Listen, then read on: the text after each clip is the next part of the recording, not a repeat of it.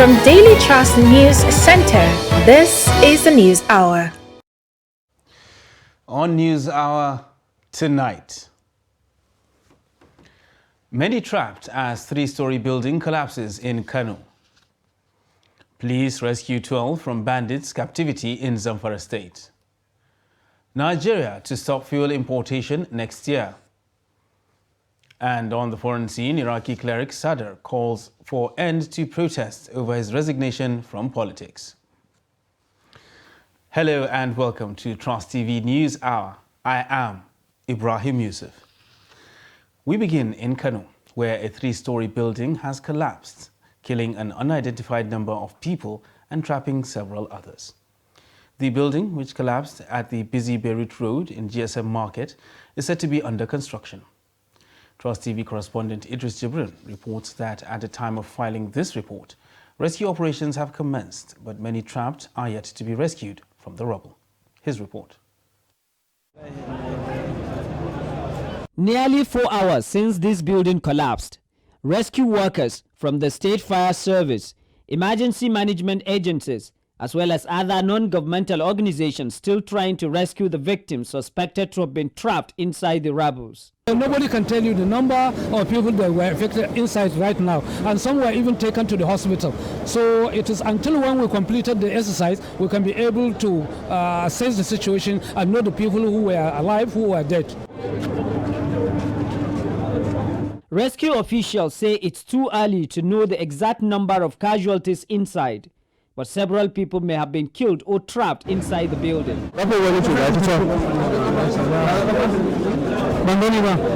Eyewitnesses trading around Beirut Road also confirmed that many traders and customers are inside at the time of the building collapse, and that the quality of building and construction materials may have been responsible for the incidents. We were being told it is going to be a four-story building, but if you can see the kind of material they use, definitely is a very wrong material, as if there's no engineer supervising the projects. So we regretted how some engineers were conducting their affairs.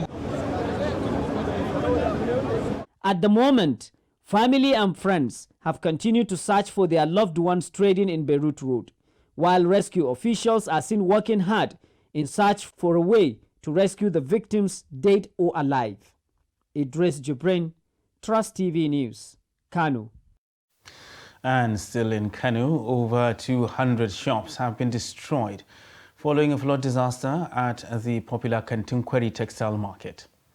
Trust TV correspondent Idris Jibril once again reports that millions of naira is also believed to have been lost at the time of the heavy downpour.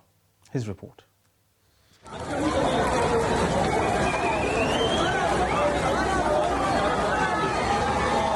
It is hard to imagine that this is the most popular textile market in Nigeria.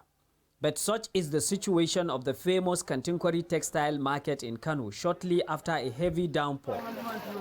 According to traders, the entire market is flooded, affecting over 200 shops containing goods worth millions of naira. We have never seen this type of calamity since the fire outbreak during Shekarau. And this incident, we believe, is as a result of poor drainage system and some illegal structures within the market, which are affecting us seriously. And this is why this flood disaster is seriously affecting us. We have lost a lot of things here. Over the years, Kantunkwari Textile Market attracts traders from different parts of the West African sub-region, which necessitated the need for expansion. But traders say the lack of drainage system and illegal structures may have been responsible for the flood. The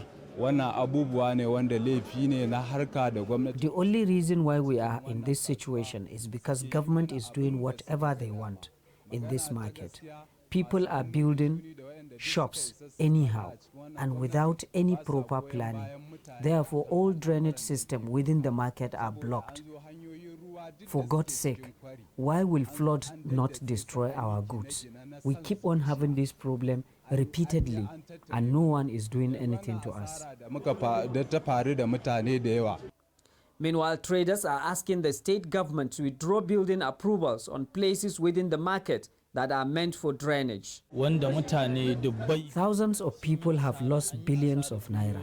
We are not talking about millions, but billions, because over 200 shops were affected. And most of these shops have money inside, which is now gone. You can see even me, I'm trying to dry my own goods. If you climb upstairs, you would see a lot of people trying to clear their goods, trying to find a way to fix their goods. We only seek for God's assistance. Although all efforts to speak with the leadership of the quarry market or the market union was not successful, but traders say they have lost virtually everything at the moment. Idris Jibrin, Trust TV News, Kano. Meanwhile, the Kano state government has said it will soon begin demolition of structures constructed on waterways following floods that have taken over major areas of the metropolis. The Commissioner for Information, Muhammad Garba, in a statement, said the government has set up a technical committee to look into the prevailing incidents of flooding occasioned by the intermittent heavy downpour recorded in the state in the last few days. He said the government was worried about the occurrence of the floods, which had wreaked havoc on the metropolitan area, including the popular Kantun Quarry Textile Market, where marketers said they had incurred losses of over 200 million naira. The death toll from the floods in Jigawa State has risen to 51 as residents continue to recover from the havoc wreaked by the menace.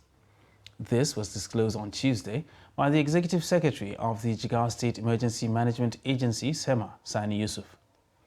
According to him, about 2,051 people have been displaced in Karnawa village in Dutse, the state capital. He said that the state government has forwarded a report to the federal government seeking support in the management of the disaster. Meanwhile, the Nigeria Meteorological Agency, NIMET, in its latest weather forecast, predicted 96 hours of heavy rainfall in 5 northern states and the Federal Capital Territory. The states to be affected include parts of Kaduna, Niger, Bauchi, Plateau, Nasarawa states, and the FCT. NIMET disclosed that moderate to heavy rainfall is also expected in other parts of the country within the period under review. The forecast revealed that there are chances of flash flooding on roads, low-lying settlements, and river channels following 2 consecutive days of downpour. The weather reports showed that the moderate and heavy downpour expected to be accompanied by strong winds, especially over the northern and central states. Hence, the public is advised to avoid low-lying terrains, not to drive through running water, clear waterways of debris, and avoid standing under trees and unsecured structures during the rain, and switch off electrical appliances. And now to security, where police in Zamfara State say they have rescued 12 kidnapped victims, including a 5-month-old baby girl, after 1 month in captivity. A statement by the command's public relations officer, Muhammad Shehu, said the victims, who were rescued unhurt, were abducted by terrorists and taken to Karekukanka Forest, a bandits' camp of a notorious bandit leader, popularly known as Bellamy Billy, and spent 1 month in captivity. The police also said the victims were medically checked at 42 PMF Clinic Gusau, and thereafter debriefed by the police and handed over to their families. The Commissioner of Police, Kolo Yusuf, while congratulating the victims for regaining their freedom, assured the public of the command's commitment to apprehend the perpetrators of the dastardly act in the state. Meanwhile, troops have killed a bandit and captured 3 others alive in efforts to rid Kaduna State of banditry. The Director of Army Public Relations, Brigadier General Onyema Nwachukwu, disclosed this in a terse statement on Tuesday. He said the troops cleared bandits in Buruku, Udawa, Manini, Birnungwari, Doka, Kuyello and Dogondawa communities in Kaduna State. Nwachukwu stated that the incident happened on Monday while the soldiers were on a fighting patrol in the area, adding that some other bandits fled with various degrees of injuries. Items recovered from the bandits include one AK-47 rifle, 27 rounds of 7.62mm special ammunition, and 18 motorcycles. The Army spokesman also urged members of the public, particularly health facilities and paramedics, to watch out for persons who may be seeking medical attention for gunshot wounds. Should they see any person with gunshot injuries, Nwachukwu asked healthcare facilities to please report to relevant security agencies. Now to politics, where President Muhammadu Buhari says the All Progressives Congress, APC, will continue to bequeath strong political institutions by not interfering in elections. The president spoke when he received members of the Progressive Governors Forum, led by the chairman and governor of Kebbi State, Abubakar Atiku Bagudu, at the State House, Abuja, citing outcome of polls in Ekiti, Anambra and Osun states as indicators of his resolve. For the 2023 elections, President Buhari said the government will also ensure that Nigerians are not intimidated or humiliated by those in positions or those more privileged. After meeting with the president, the governors met with Vice President Yemi Osinbajo and congratulated him on the recovery from a serious medical procedure. The governors appreciated him for showing confidence in the Nigerian medical establishment by undergoing the treatment in Nigeria. Have been have acted very commendably. We have one of the free and fairest primaries Nigeria has ever recorded. We can only compare it to our 2014 primaries in Lagos, which produced then candidate, but now President Muhammadu Buhari. So we are very proud of our party's conduct, where every aspirant was given a free and fair opportunity. And because that is the case, our party men and women across the country are able to mobilize and participate in showing all party members that they should remain in APC and work for APC and pray that APC continue to govern Nigeria. Meanwhile, some chieftains of the New Nigeria People's Party in Kano, loyal to Senator Ibrahim Shekaru, have pledged their continued support and loyalty to the party's national leader and presidential candidate, Senator Rabiu Kwankwaso. The group, led by former lawmaker Kawu Sumaila, also said they will vigorously support and campaign for the NNPP candidates in all elections. The group therefore calls on all their supporters in Kano and around the country to remain solid in the new party. In view of certain unfolding events in Kano, we decided to convene this meeting to restate our resolve to remain as members of NNPP with absolute loyalty and determined resolution to carry the party to success in the forthcoming general elections. In the circumstances, therefore, the meeting resolved that, one, we jointly and severally remain members of the NNPP Kano State Chapter with unshaken loyalty to the leadership of our party leader, His Excellency Dr. Rabiu Musa Kwankwaso, as well as other party leaders, and determination to carry the party to success in the forthcoming general elections. And still talking politics, there was political tension in Gombe on Tuesday afternoon following the demolition of the office of the governorship candidate of the People's Democratic Party in the state. The PDP governorship candidate, Muhammad Jibril Barde, in a swift reaction, said the move to demolish his office was politically motivated. However, Gombe State Urban Planning and Development Authority, GOSUBDA, said Barde's office was demolished because the building has contravened development laws. Ibrahim Ismail reports.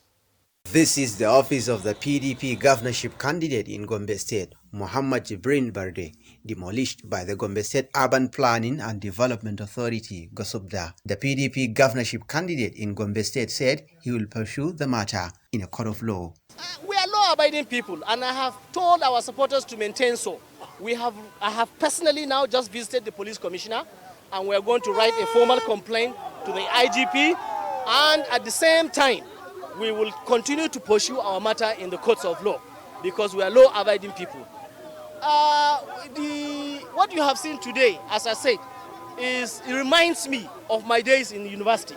23 years ago, the words that we used to describe the military, unfortunately, is what we are still using to describe our politicians. Insofar as our politicians do not rise to the defense of democracy, then we will continue to have problems in this country. Gombe State Urban Planning Development Authority, GOSUBDA, said it acted within the confines of the law by bringing down the building.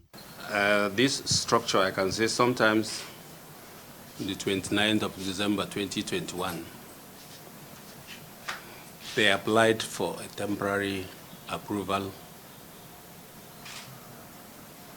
Temporary in the sense that they wanted to carry out some temporary constructions. And an approval was given for the construction of the said temporary structure, hoisting of a flag.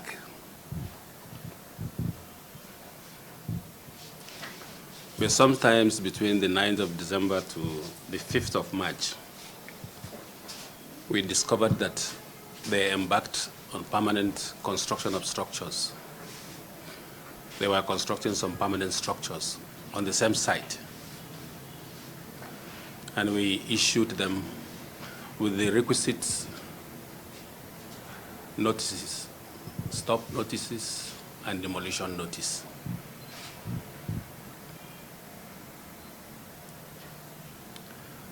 All these were in line with our laws, particularly Section 27. Some journalists were arrested by the police at the demolition scene, but later released. From Gombe, Ibrahim Ismail reporting for Trust.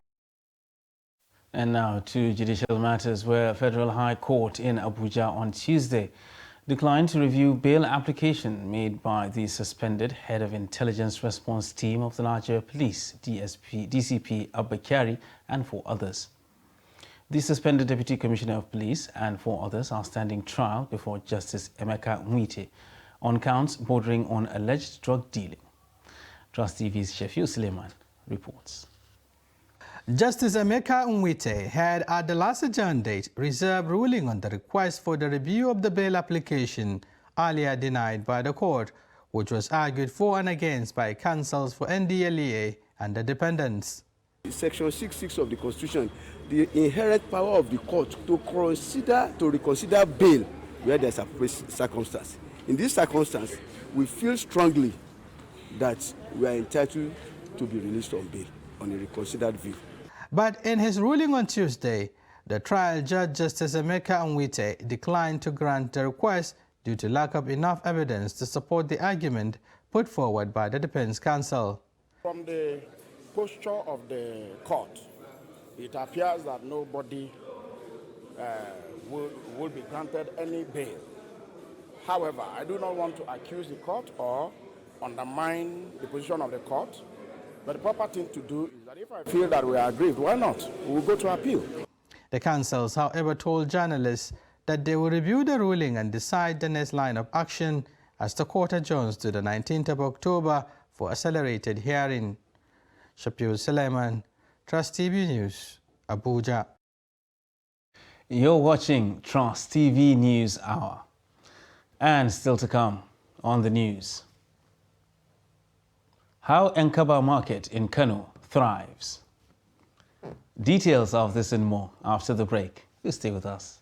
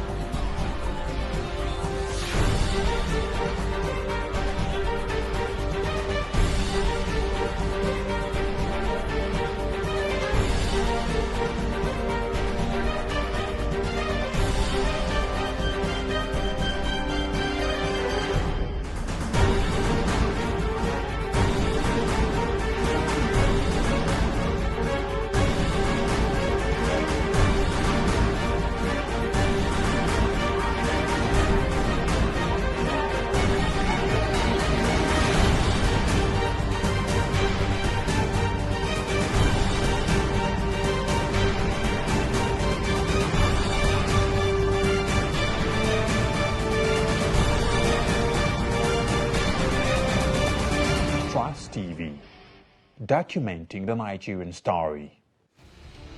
As the 2023 elections draw near, remember, evil prospers when good men and women only wish for peace, but never take a step to make peaceful elections happen. Are you a father? Are you a mother? What are you saying to your children as elections approach? Have you warned them not to let themselves be used to cause violence? Have you explained to them what the consequences of electoral violence might be? Do your part to make peaceful elections happen. Talk to your children. Protect them from unscrupulous politicians who want to put them in harm's way, while their own children are comfortable at home, within and outside the country. Let's join hands to make 2023 elections peaceful. This message is from the National Orientation Agency, NOAA.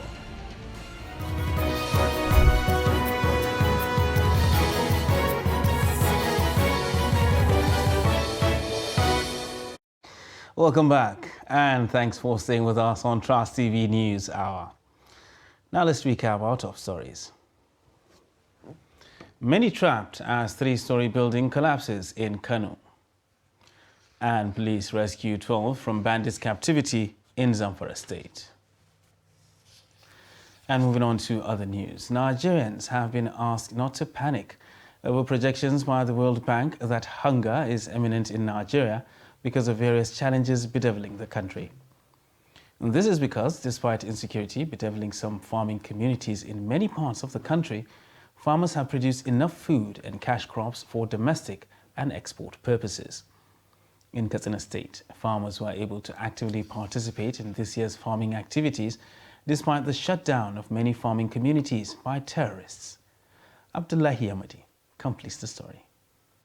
The World Bank predicts that Nigerians will experience hunger and starvation in the coming year because vast expanses of land have not been cultivated, and so the expected yield will be low.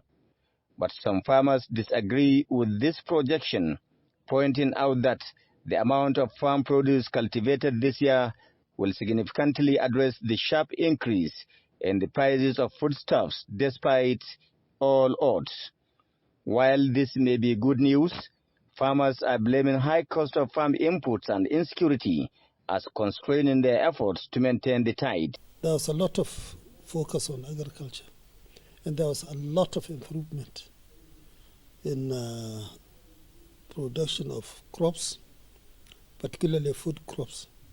I don't have the statistics, but it is obvious there is an improvement, particularly with regards to rice and maize. So the country has been able to produce a lot of the food that we eat. At least that is commendable. Stakeholders are saying sufficient food and cash crops would have been produced if government had done enough to provide incentives and enabling environment for agriculture to thrive. This is coming even as government maintained the claims that they have made sufficient provisions for the sector in their budgetary allocations. The farmers are apparently blaming the government for deliberately exposing them to the sharp practices of those who produce and sell adulterated farm inputs, which they believed is dangerous to plants and human health. It is very important that genuine farm inputs are supplied to farmers, who are now at the mercy of touts and dubious merchants who polluted markets with adulterated farm inputs. On the other side of the coin, many farmers across Katsina State have abandoned their farms for the fear of incessant terrorist attacks. Any attempt to go to farm means you are endangering yourself and exposing your life to danger. If you are lucky enough, your family will be left with no option than to sell your entire farmland and farm produce to pay ransom for you to regain freedom from the hands of your abductors. Farmers are appreciating the current onslaught on the criminals and their collaborators by the security operatives. They want this tempo sustained, expressing the belief that this will provide the enabling environment for agricultural activities to thrive. 2 months deep into the season, if security is restored on the farms, projections of hunger in the country will not come to pass. Abdullahi Ismayamadi, Trust Television News, Katsina. The International Committee of the Red Cross, ICRC, on Tuesday said the whereabouts of 14,000 children across 6 geopolitical zones of Nigeria remain unknown till today. It also disclosed that 64,000 cases of people who disappeared have been reported across the African continent, with Nigeria having 25,000 missing persons cumulatively out of the numbers. The head of delegation for the ICRC in Nigeria, Yan Bonzon, revealed this at a press briefing at the National Human Rights Commission headquarters in Abuja to mark the International Day of the Disappeared. Earlier, the Executive Secretary of National Human Rights Commission, Tony Ojukwu, while speaking on this year's theme, Missing but Not Forgotten, charged governments across the world to wake up to their responsibility by rescuing all the missing victims. And the multiple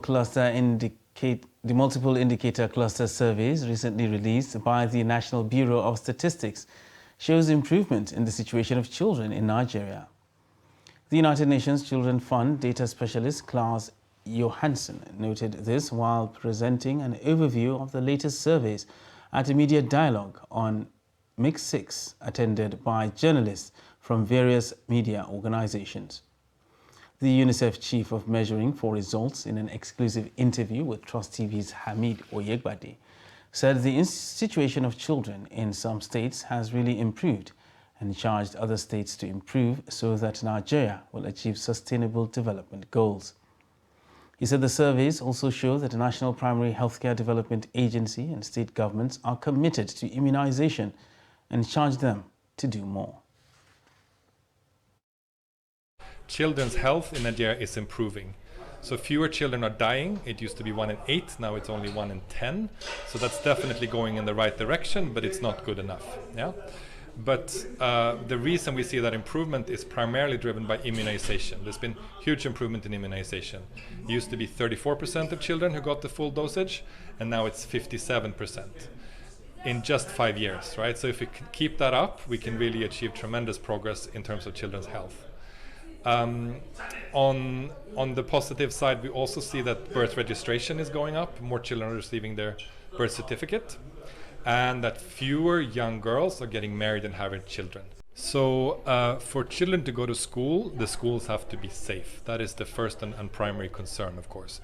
And we see that in some instances, schools have been closed. In others, parents have been unwilling to send their children to school. And we see some of this in the data. We ask parents, why are your children not going to school? And some of them say this. And it really, you see that impact certainly in some states. But I think the question again is, so what, right? And here what we're saying is, together we need to invest in the safety of these schools, and that's something that's ongoing with the government, but you definitely see the impact of the insecurity in terms of school attendance, in some cases dropping.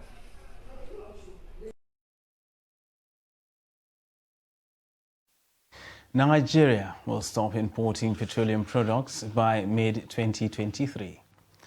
Group Chief Executive Officer, Nigerian National Petroleum Company Limited, Mele Kyari, gave these assurances on Tuesday while briefing newsmen at State House, Abuja. He said the combination of output from the Dangote refinery and state-owned refineries would ease out importation of petroleum products into the country. Kende Amadou reports. The subsidy regime of the federal government is choking out all benefits that Nigeria should be making as an oil-producing company. The reason is simple. The country's refineries are not working and Nigeria has to import petrol massively. But that story is about to change. So you can come and see what is happening in Port Harcourt refinery. We will get it back. We will get it back to normalcy. We will run it as a business. As a matter of fact, we borrowed money to fix it. We didn't take petroleum money. We are borrowing money to fix it because borrowers will not lend you money. Lenders, will not give you money except they are sure that you can return it. And the payment for that is tied to the productivity of that refinery. And that means that something must change. And what did we change? We are not going to operate it. We are going to have an O&M mechanism. It means operation and maintenance contractor will run it. We will not run it because that's a basic requirement of the landing. One of the problems that the NMPCL has to contend with is the theft of petroleum products, which he says all communities across the country are involved in. But more than anything, and much more difficult to manage, is the issue of vandals, which cuts across every community, no exception now. In the past, people have always thought that it is between Lagos and Mosibi that you have problem, or between Warrior and Bini, or probably maybe in the east or somewhere. It's everywhere. Wherever our products have gotten to, everybody has now become some form of vandal. And so there's no exception. There is no exclusion. Wherever our facilities pass, this is exactly what is happening. And what we have decided to do is to also make this private. We are building a national reserve company. This is very necessary. It's a requirement of the law. That reserve company will run those pipelines. On a larger scale, international oil theft is costing Nigeria about 700,000 barrels of oil per day.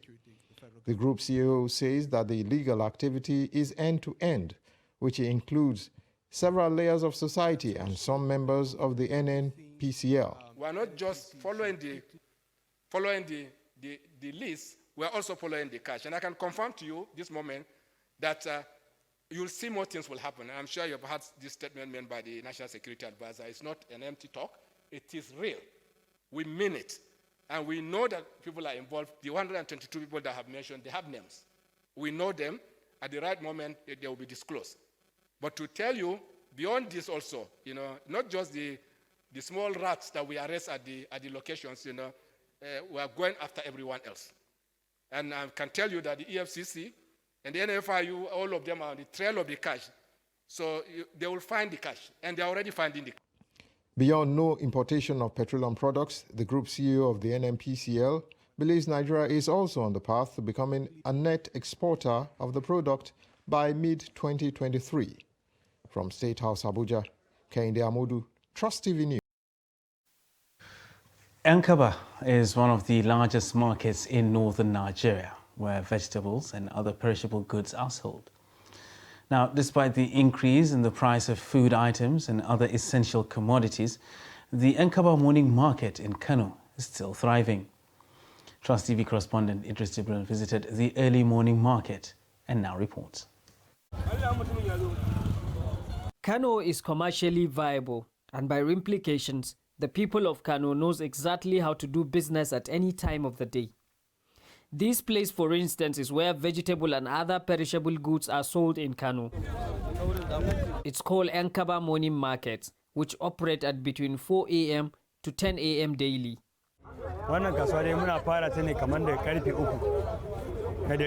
This market starts at about 3 a.m., sometimes to close around 9 a.m. At worst, that's if there is no customers. We reach 12 p.m.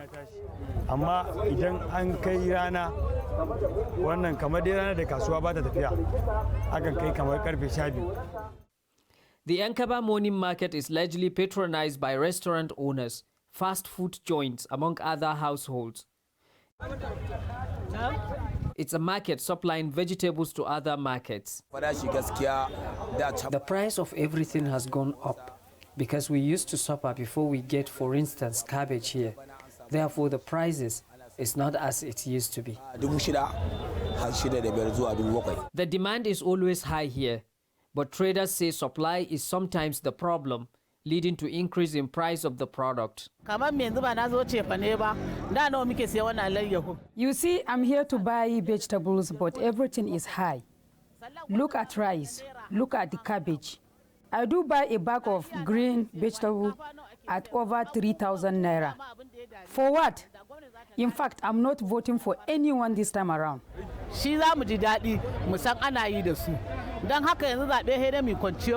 While the morning market continues to thrive, residents hope that the high cost in price will significantly reduce across the country. Idris Jibril, Trust TV News, Kano. You're still watching Trust TV News Hour. The news continues after this break. Please stay with us.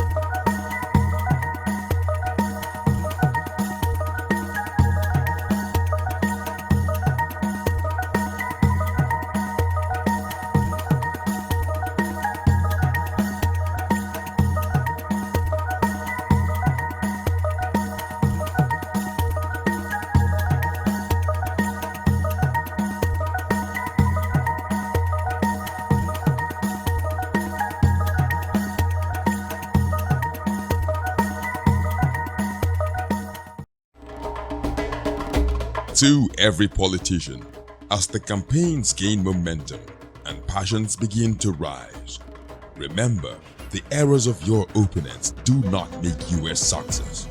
Do not run down your opponent and inflame passions to violence between and among your supporters.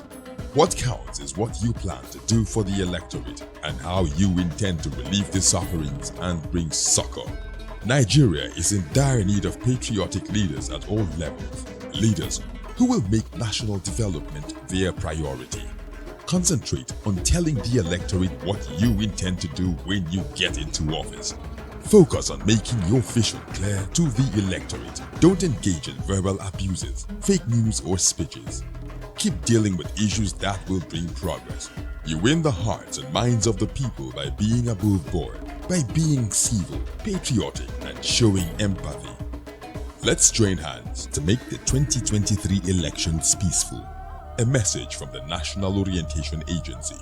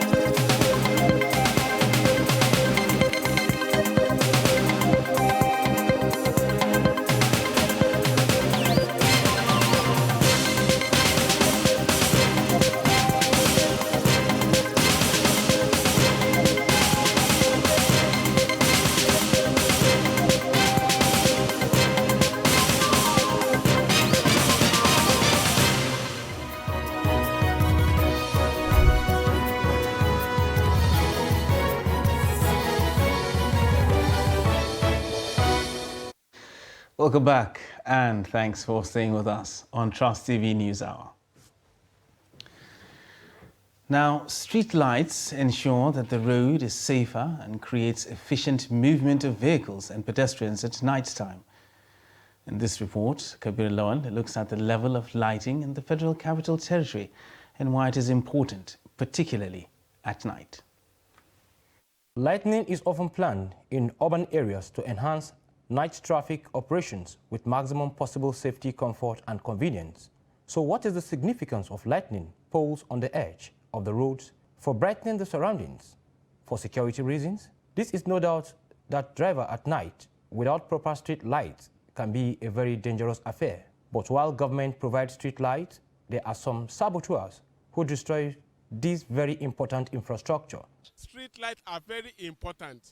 Number one, to prevent all those hooligans, hoodlums, those bandits, those scallywag from hiding under the tree or in a dark place.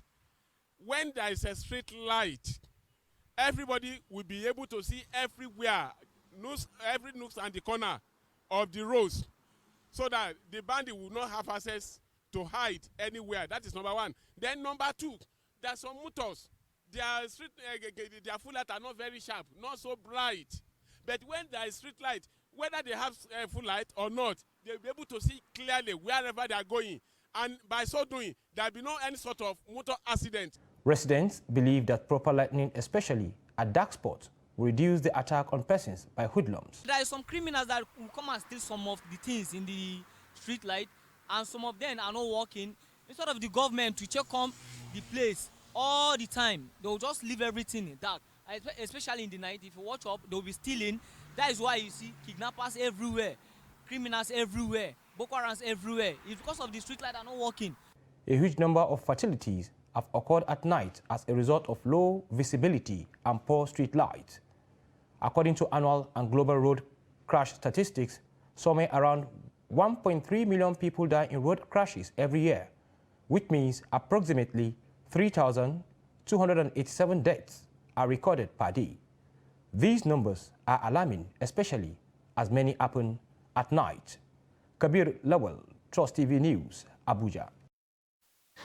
Now, in order to decongest the Bubu market and make it more economically viable to improve the economic well-being of the people, the Kwara State government has commissioned the first phase of the market in Edu local government area of the state. The first phase of the project comprises 200 open stores and 20 lock-up shops, complete with electrical fittings and water, sanitation and hygiene facilities to maintain a healthier trading environment. The report. After being abandoned by previous governments, the present administration in Kwara State completed and commissioned the first phase of the Bubu International Market. It is being patronized by traders and buyers from nearby states of Niger and those of Benin Republic. What we are seeing here is phase 1. Phase 2 is still coming up, and phase 3. In phase 1, we have the lock-up shop, the open shops, about 200, 22 of these, the toilet and the security post. And the open shops are 200 in number. That block 1, 2, 3, 4, up to 20, up to 10. Each block containing 20 shops. The governor who inspected the completed market project said the delivery of the project is satisfactory, adding that the next phases will include abattoir, police station, fire station, car park and administrative office, among others. He said all phases of the project will gulp 1.5 billion naira according to government design, adding that the market will have multiplier effect on the local economy. As you can see, we're not operating a concentric government where development is only at the center. Bubu is 2 hours up from Ilorin, the capital, but it shows that every local government gets impact and investment from the state. We're not forgetting everybody. Bubu community is part of Kwara State and deserve proper investment, human capital investment, all sorts of investments we can bring into these communities in Edu local government. And Edu is on the way to being the richest local government in Kwara State. Bubu, a town in Edu local government area, is a historic trading point that brings together people from across the West Africa sub-region. Abdrazak said with some other industries coming on board, Bubu market will benefit a lot as Edu is poised to become an economic hub in the state.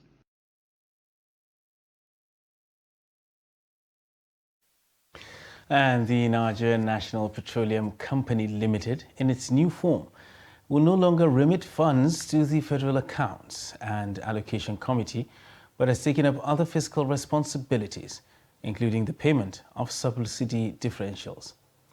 Group Chief Executive Officer of the NNPC Limited, Mele Kyari, made this quite clear when he briefed newsmen at the State House, Abuja, on Tuesday. The Group CEO of Nigeria's oil company also threw light on the NNPCL's claims that Nigeria loses 700,000 barrels of crude oil per day. Kende Amodu reports. There are a lot of issues surrounding the operations of the NNPCL since it changed from a government corporation to a limited liability company. One of the points raising eyebrows is the uncomfortable fact that in the last few months, the NNPCL has not remitted funds to the Federation account. It would seem it is an arrangement that will continue.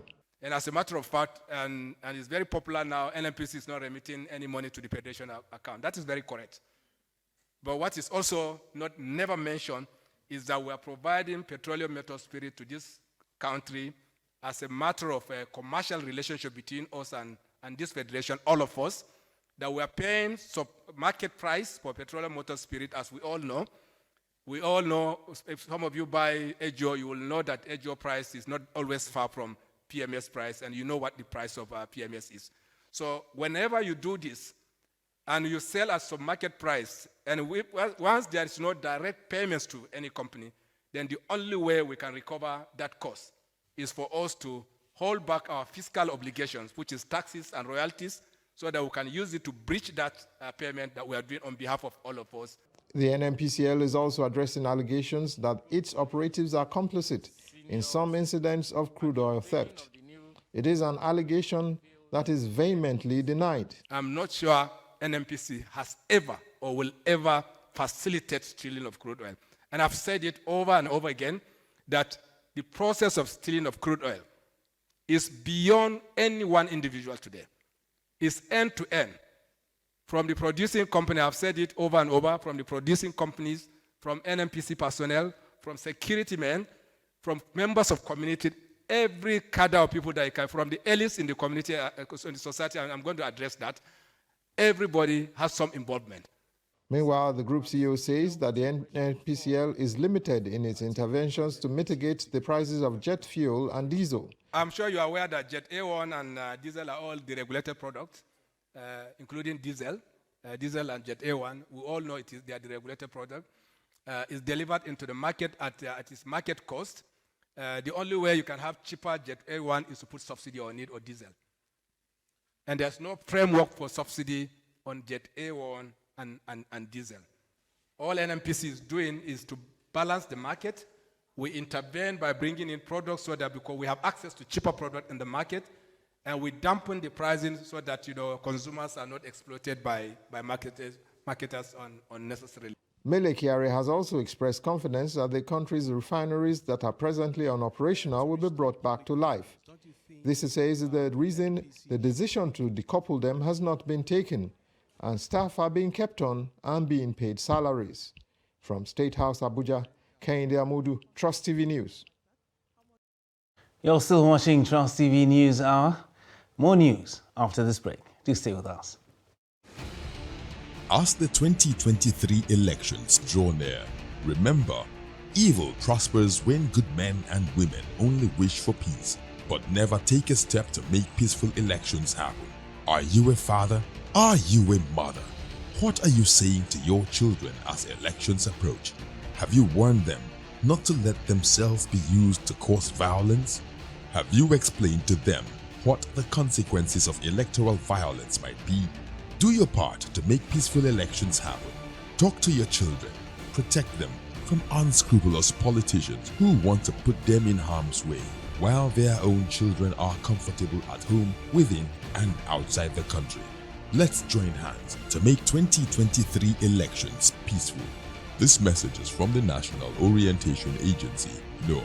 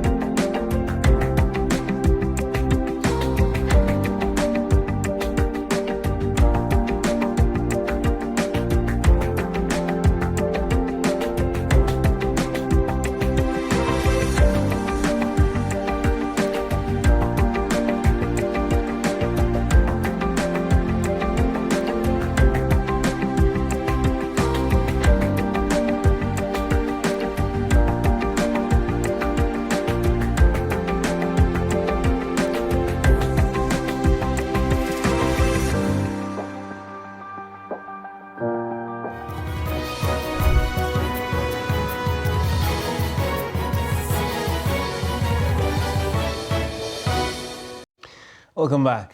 It's still Trust TV's News Hour.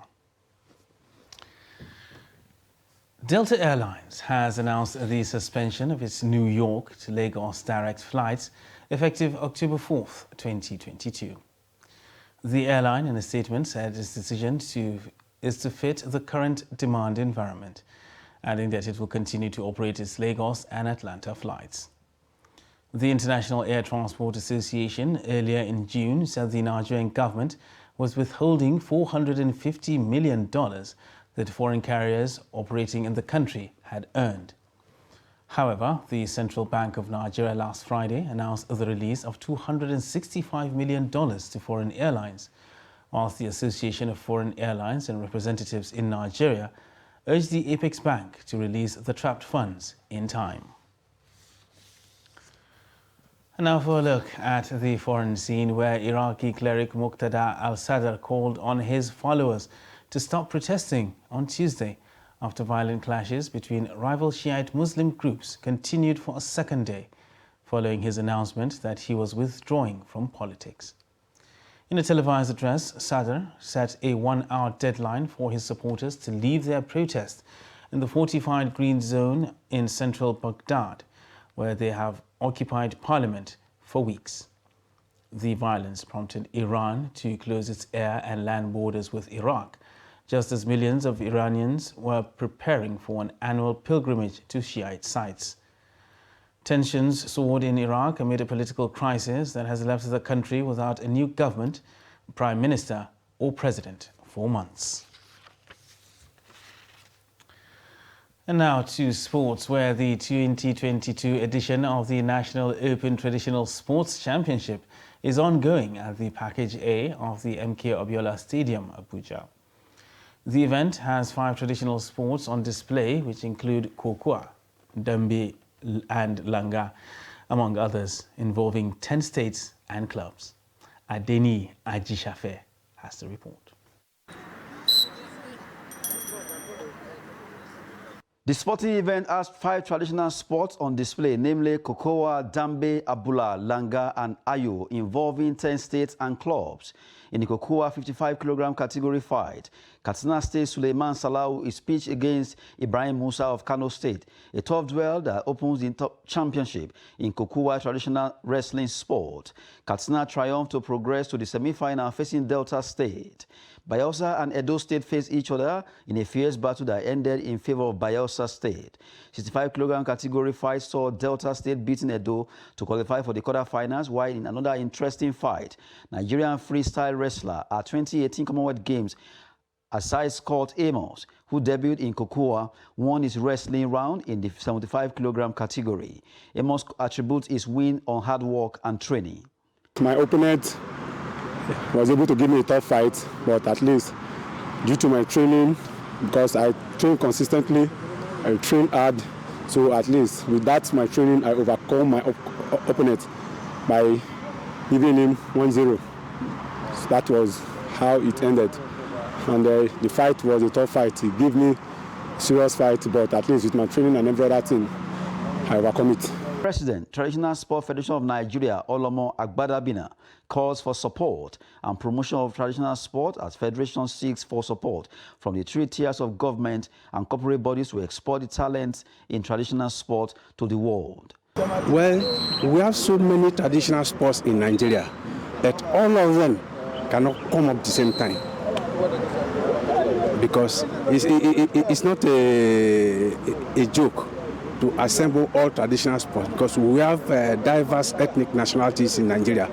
It's not easy to gather traditional sports. So we are appealing to all the governments at the 3 tiers, local, state, and federal governments, to fund us so that we can adequately prepare. Instead of importing other people's culture, we have to export ours. So we are appealing to the various tiers of governments, well-meaning Nigerians, the multinational corporation, to come to our sponsor. This is the first time an open National Traditional Championship Sport Festival is taking place to create more awareness for traditional sports in Nigeria. That's Sport News. I am Adeni Ajishafe. And ahead of the Africa Volleyball Under-19 Championship billed to hold simultaneously in Nigeria and Morocco, President of the Nigeria Volleyball Federation, Musa Nimrod, has charged the country's male and female teams to go for the top spot. Nimrod gave the charge while addressing both teams ahead of their departure on Monday at the Media Center of Ahmadu Bello Stadium, Kaduna. The report. According to him, the event is to unveil the Under-19 boys and girls teams ahead of African Championship. The Under-19 boys will be heading for Morocco on Tuesday, August 30th, while the girls had already arrived at Abuja on August 29. The boys have to be in Morocco on the 1st, of September. The arrival date is on 31st. And then the female, they have to be in Abuja. Full arrival is 30th of August. Over 30 players were invited to come for each team, with the boys going with 12 players and 14 players for the girls. After a rigorous training, as I've said earlier on,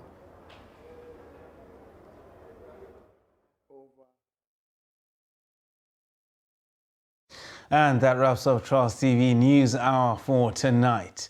For more news, you can subscribe and follow us across all our social media platforms. I am Ibrahim Yusuf. Have a good evening.